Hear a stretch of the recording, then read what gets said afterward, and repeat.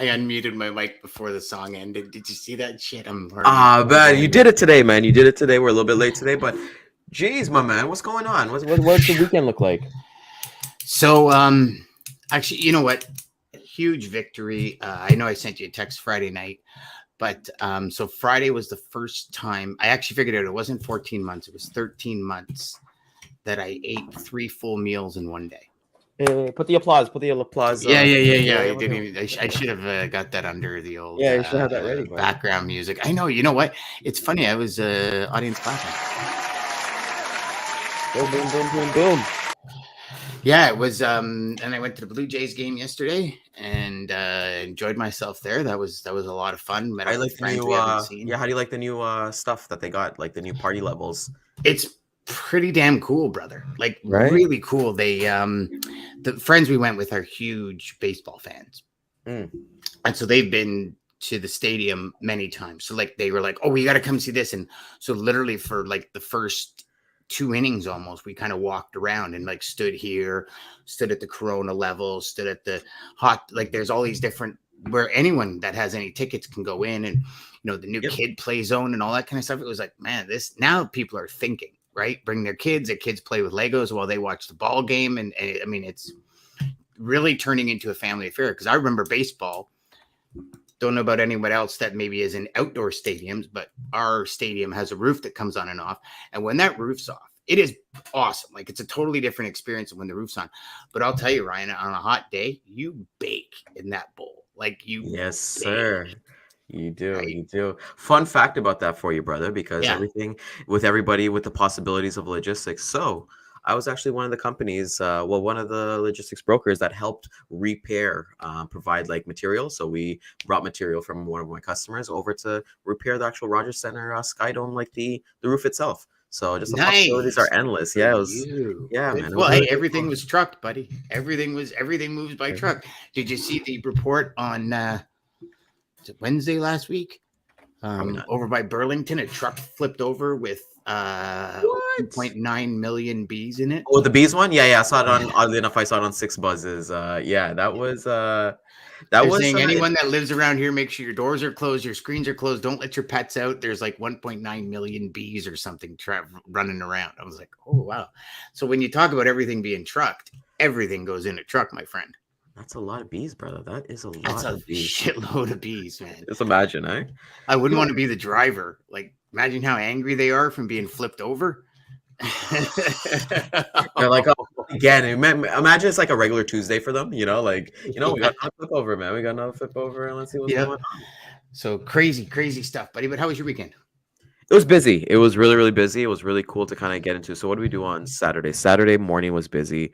Had to do something in the morning, and then our Toastmasters group, they hosted a golf and barbecue after. But Dan, first time in my life, I hit an eagle. I brother, it was like it was on it was probably one of the best things of my life, man. When I saw that go in, and here's the thing, that funny thing, I fubbed on the putt and it went in. It was probably like a 30-yard putt. So I'm like, okay, we're probably going to 3-putt this. Let's call it spade a spade. I'm not a 2-putt. It's not a 1-putt. But then I fudged it and then it went in. And I was like, what? Drop. The first big one of the life. So we did that. And then I had a music gig that night. Came home, hung with my wife. Yesterday, did a little bit of work. Daniel, speaking of which, I want everybody to understand this too. Dan and I are at a point in our careers right now where we're truly just having fun. Like yesterday, Dan, I spent 4 hours like working on my computer. It's very rare for me to like want to go down and work, but I think when you love what you do, it's really cool. So I worked for a bit yesterday, and then we went and saw Blue Beetle last night, which is a great movie. It's one of those DC comic books. Oh yeah, yep. Great. It was awesome. So we had a weekend. You know what? We're maximizing the weekend as much as we can. I know my wife and I, we're having fun, and I got a really busy weekend coming up as well that I'm really looking forward to share with everybody next week. But yep, enough about me. And it's getting the temperature's changing quite a bit here too. Yes, sir. I'm noticing leaves starting to change, temperature changing. So it's about to be, we're about to be inbound instead of outbound. So get as much of outbound stuff done as you can before the snow flies up here. There you go. So this week's topic, Ryan, 80-20. Question is, what do Google, Apple, Microsoft, Intel, and every other computer system you can ever think of have in common. Let's hear about it, buddy. It's the 80-20 rule. So, like iOS, for example, or Microsoft, when they update a system, they operate on an 80-20 rule, which is as long as it's 80% complete, put it out. And then we'll send a patch for the other 20. Now, anything below 80, they don't, but most things above 80, people send out. And so I thought it'd be pretty cool if we took, at least a day or two this week and kind of talked about an 80-20 rule in sales. At what point is your proposal ready to go? At what point are you going to submit the RFP? At what point is your sales sequence ready to hit go? At what point is your sales pitch ready to pick up a phone? I like this. I think a lot of people wait until they think it's 100% perfect, which it'll never be. Yeah. Right. Like you look at some of the smartest companies on the planet. Right. This is a bug fix because of this. This is a battery bug fix because of the last update. Like every single system you use, every single app or software that you use in your computer has updates. And not only does it have major updates, it has consistent updates. Like there's one with Apple almost every 3 weeks now, depending on what apps you use. Word, Excel, all these things, they create updates because as we progress, things change. And I think it's like for us creating a SaaS business, I'm noticing as more people get in, it's like, oh my God, we got to strengthen this because it's going to break. But when there's like 2 or 3 people in it, nothing breaks because the system's able to handle it. So it's like, how do you build that in our day-to-day lives where it doesn't involve procrastination, doesn't involve us delaying things that we got to get done? Yes, sir. Yes, sir. Yes, sir. So a lot of things come up with that. So when you said about the 80-20 thing, it just reminded me of this ad that keeps popping up on my TikTok, and it literally says, it's like the hook that they start with the video is, are you still editing your first video that you started 6 months ago? And then I watched through it and things like that. And I think, how many of us want something to be perfect? And I think now people's mindset are changing where they're getting away from wanting to be perfect. They just kind of want it to be, you put something out there and then you kind of tweak as you kind of go along. And I think with everything, when it comes to relating this back to logistics sales, for me, what I think about, Dan, is like, am I going to have the perfect pitch? Am I going to have the perfect email? Am I going to have the perfect video message, the perfect DM? No, you're not. The perfect one is the one that books a meeting. Chris Brogue was here on a couple of weeks ago, and he's even said, even when he's making video content, the one that you scripted so much, the one that you did all the jokes, all that stuff, nothing. But then the one that you're like, let me just throw on a video and then see what kind of happens with it. Those ones are the ones that go viral, or they resonate with people more. And I think when we look at the 80-20 rule, when it kind of like, I didn't think about this. I thought we were going a different way with this. So I love this conversation that we're having in terms of that. And when I'm going to challenge myself today, Dan, to look at all the processes and all the habits that I have and see where I'm at with it, So because when we talk about the 80-20 rule, right, it's like, how do you 80-20 something that is like your fitness or like your food? Like, well, you look at your diet or something like that, like 80% let it be healthy, like your whole diet, 80% let it be good. And then 20% have some pizza and sushi and all that fun stuff. Right. So, and I mean, sushi's good for you. It's just the carbs are in the rice. No, well, the thought of sushi is good, but let's call a spade, man. You go to the all you can eat, you're getting those fried wontons, you're getting the tempura shrimp. Let's call it spade, man. You're not going to go eat healthy if you're going to an all you can eat sushi, man. Like, I'm calling everybody out there, you're not doing that. Like,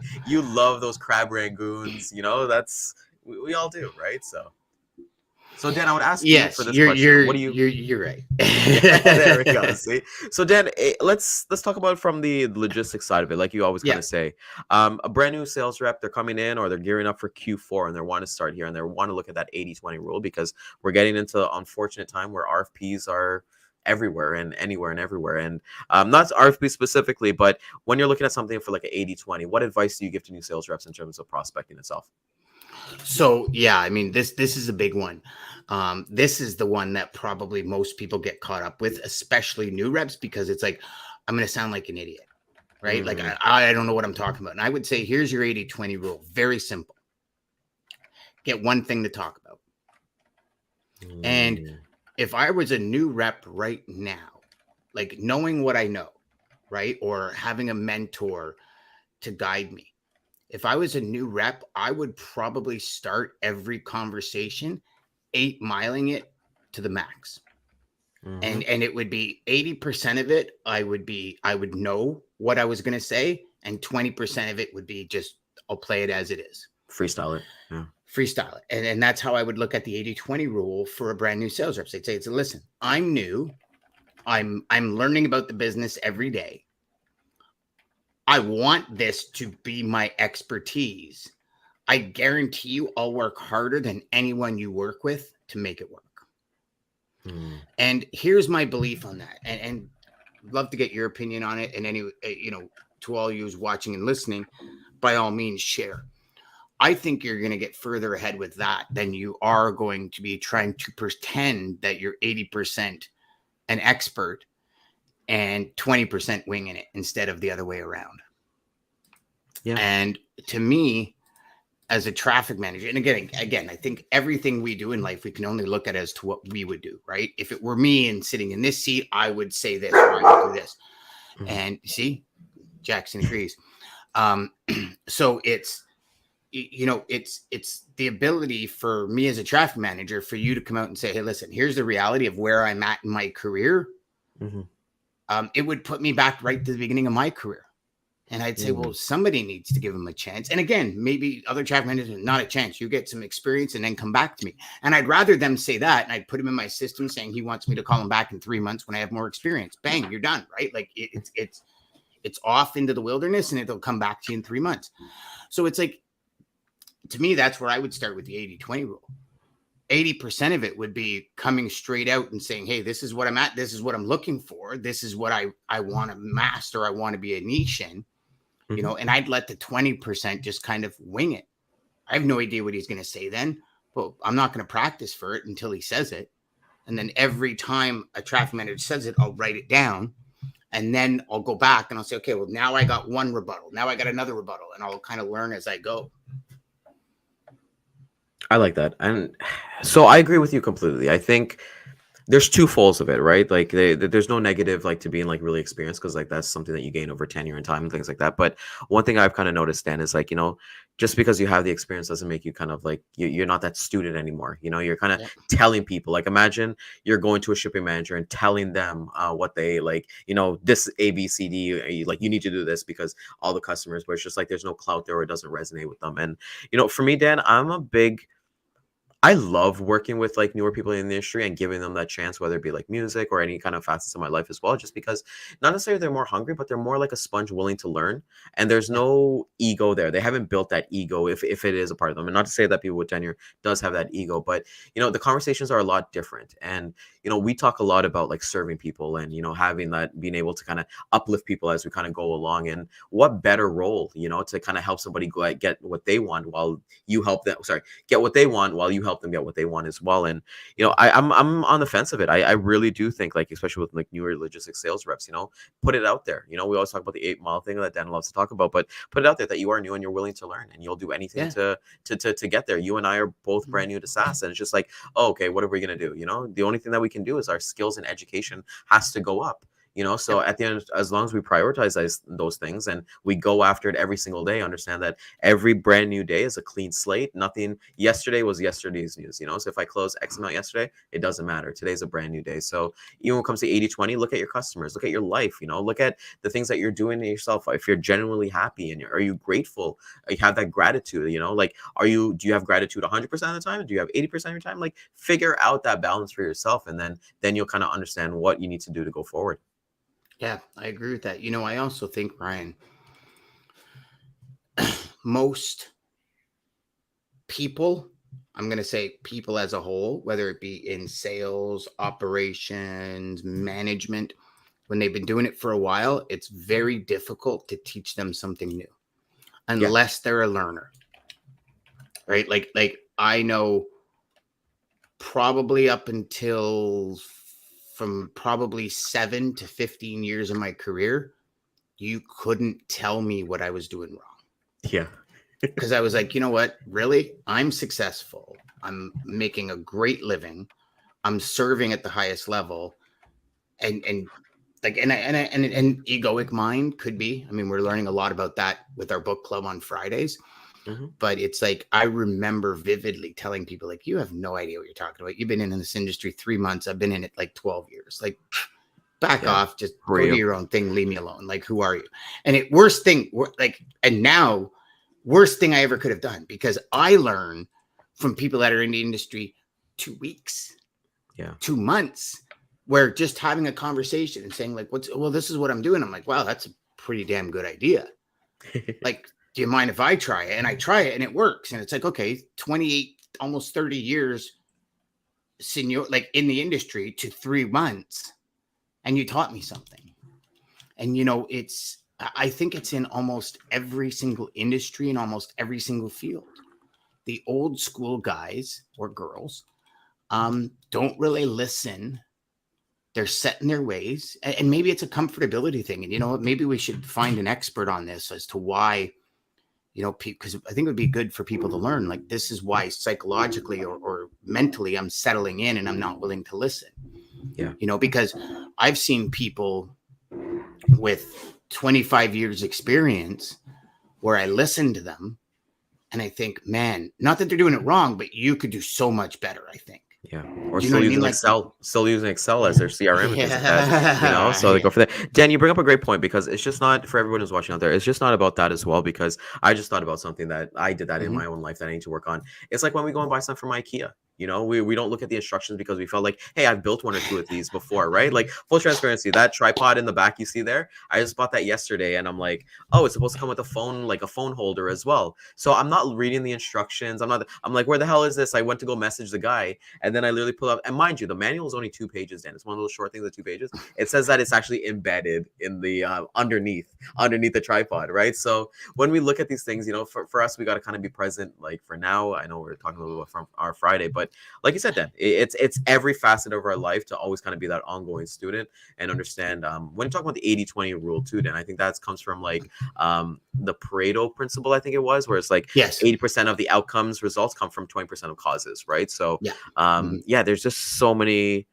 So now, you actually use the 80-20 rule with the tripod, because you got it 80% together, and that extra 20% you had to look into. You see, like, you could map this out to anything. Like, when you get in your vehicle for the first time, you don't sit there and learn every single thing in the vehicle before you take off. What do? How do I connect my phone? Yep. How do I do this? How do I do that? So you got 60-70% of all the tools, and then you drive away, and you'll learn the other 20 as you go, because you have it for a while. Yes. Right. And so I love that tripod in IKEA. That, you know what, when you talk about taking a strategy and putting it into the real world, those 2 examples are the real world, especially IKEA, because I think everybody's put together IKEA furniture or something to that shape. Bought a little bookshelf on Amazon, and it came in a flat box. You know what I mean? And you have to put it together. And or sorry to throw my wife under the bus here, but I love her to death. But she bought an agenda on the weekend, and she's so excited. Like, she didn't even go out yesterday because she wanted the agenda to come in.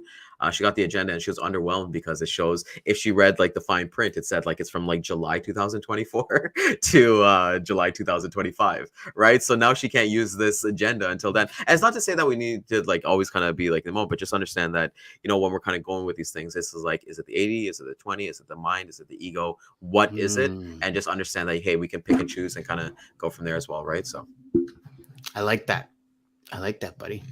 I like that. I mean, that's all. I think I think if we go any further, we'll be beating a dead horse. I think no horses were hurt. I was just gonna say that. We're not maybe some for some Taco Bell meat, but that wasn't in care of Taco Bell meat. What? Yeah, you didn't read that? Like, there was like a couple of years ago, they said that like I don't know. I think it was a rumor or something like that, but they said that Taco Bell meat was like made from like horse meat or something like that. So beauty. Andale, taco. There we go. All right, man. So we got a pretty big week coming up this week. We got. Have you dipped into the new chapter yet? Chapter 7. Have you? I have. Okay, so that's gonna be a big one. It's gonna be a big one on Friday, brother. It's gonna be a big one. I know we have a pretty interesting data day coming up on Wednesday too, because we've had some results come in. We've got Lee coming in, the storm coming in.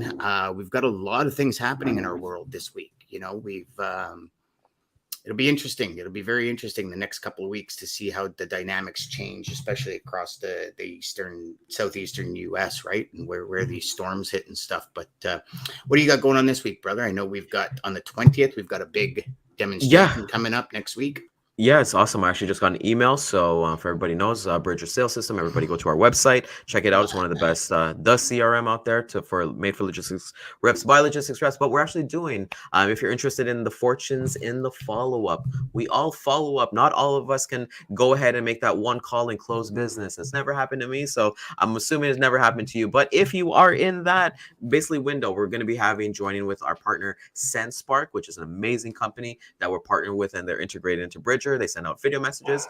Chris Brogue, who was actually on our show a couple weeks ago, him and I will actually be together doing the episode on the fortunes in the fall. So all the details, everything's coming together, but we're looking forward to seeing everybody show up. That's going to be next Wednesday, September 20th at 12 p.m. Eastern time. So while you're on your lunch, tune in. You'll get to know this stuff. There we go. That's it.